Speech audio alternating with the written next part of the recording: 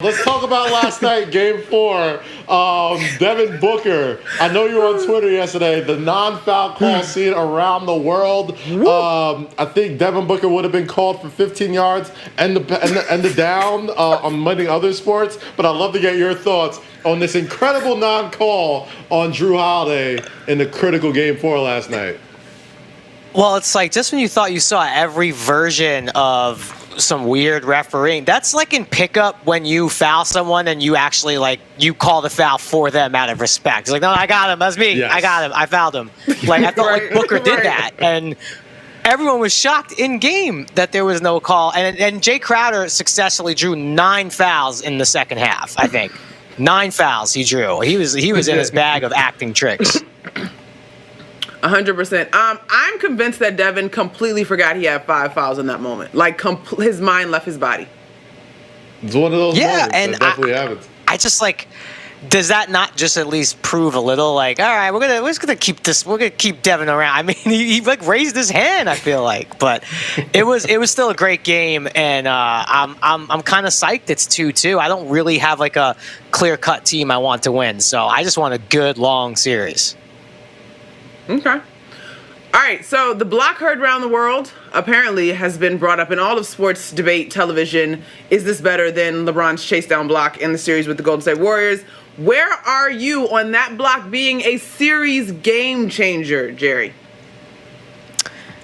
It is a series game changer, and it's hard to stack it up with the LeBron block. I know a lot of people have talked about it. It's like that situation LeBron was in was such a crazy situation. But I mean, Giannis showed on Booker, slowed him down, and made him actually make a pass that wasn't it was a good pass. If that pass was a little more of a lead, I think Ayton might actually get to dunk it. But I mean, just what a block! I mean, it's just incredible what Giannis is doing, and yeah, I mean, that could absolutely change the whole scope of this finals.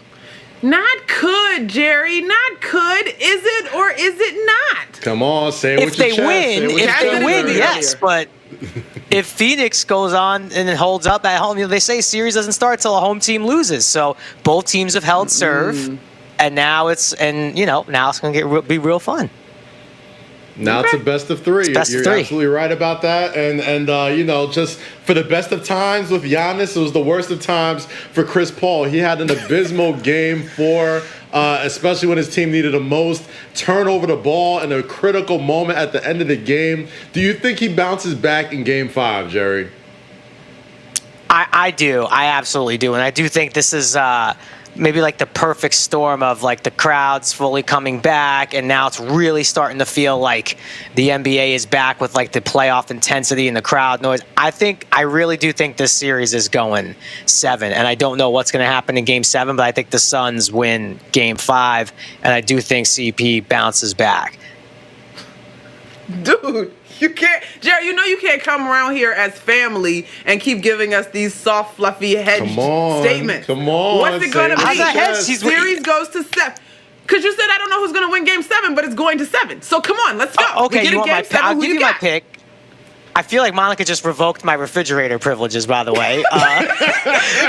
But back to the living room, Jerry. Back to the living room. Don't touch nothing. I'll bring it to you. I have the Bucks winning the first road game of the series, and it happens to be Game 7. Bucks in 7 on the road. Giannis stamps his legacy.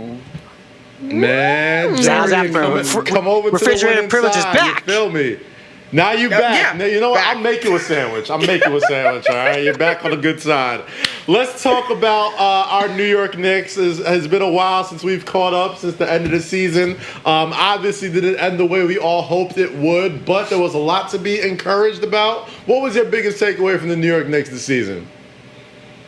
Just how, positive, I know it was not, you're right, it's not the way we wanted it to go down, but just how much there is to look forward to, and truly there is no real ceiling on this team. We're so young, and there's still a lot of moves to be made if we even want or could.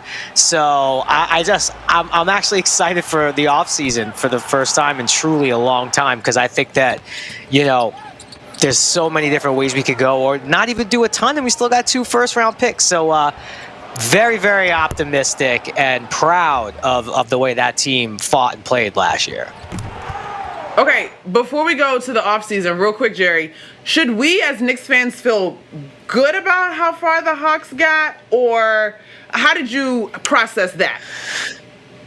I processed that as like, yeah, the Hawks are good. It wasn't like we were the 4 seed, the Hawks are the 5 seed, but if you really look at what the Hawks were doing for the whole second half, and once they got healthy, they were one of the best teams in the league record-wise. So it's not that it makes you feel any better about the loss, because I still wanted to win, but then you saw what they did to Philly. So, yeah, it wasn't like we got upset by the lower seed. Got it. All right, copy that. Okay, let's keep rolling to the offseason plan for the Knicks. What would you like to see? I mean, it's hard not to get caught up in all the Lillard stuff, and then you look it's just hard not to get caught up in it. But my opinion is, I don't see how you could give away every single asset you have, and then you have maybe like Lillard and Randall, and it's like, well, then we got to build a whole new team around them. I still love Dane's one of my favorite players to watch, so I'm curious to see. I like this core that we have. I want to add the 2 draft picks and make some smart signings and maybe not disrupt too much, because I think this young nucleus could do a whole lot in the future. So, not a hedge, Monica. Not a hedge right there. Strong position. That is not a hedge.